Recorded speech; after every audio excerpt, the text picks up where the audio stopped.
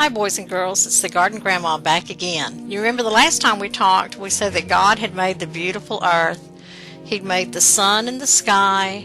He made the sky and the waters. And He made all of the grass and the trees. He made the birds to fly. And He made the fish to swim. But He wasn't finished yet. That had taken Him several days. So what did He do on the next day? He said, well, we need to put animals on the earth. So He began to create animals. He made all kinds of animals. Sometimes we see these animals in zoos. Sometimes we see them in our own neighborhoods. Sometimes we see them in our own yards. How many of you have seen squirrels in your yards? Squirrels like trees, don't they? We'll put the squirrels by the trees. And I hope you don't see any of these animals in your neighborhood.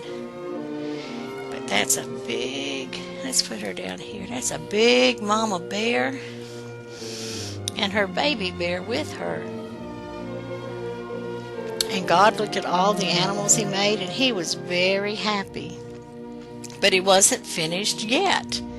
He still had some more creating to do. He looked around and He said, I still want someone to talk to. And He said, let's create people to look like us. Now, who do you suppose God was talking to when He said, let's make people look like us, since He hadn't made any people yet? And He didn't make people to look like the animals. Who was He talking to? Well, the Bible tells us that He was talking to His Son, Jesus, who was there from the very beginning. He said, in the beginning was the Word, and the Word was with God, and the Word was God. So Jesus was there with God, helping Him create the world, long before He came down to be a man. And we'll tell that story a little later. And His Holy Spirit that dwells in our hearts was with Him. So God picked up some dirt and He put it together, and before you knew it, He had created a man. But the man didn't have any clothes on, so all we could see is his head and his hands right here. And God said, I've done a good job. He looks like us.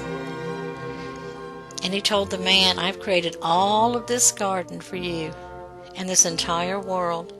And He said, you can name each of the animals. So He called the man Adam, and He breathed life into him and said, now Adam, name the animals. He said, well, I think I'll call this rabbits, and this will be a fish, and I think I'll call this a giraffe, and these will be bears and lions and squirrels, and so on and so on. And He named all the animals.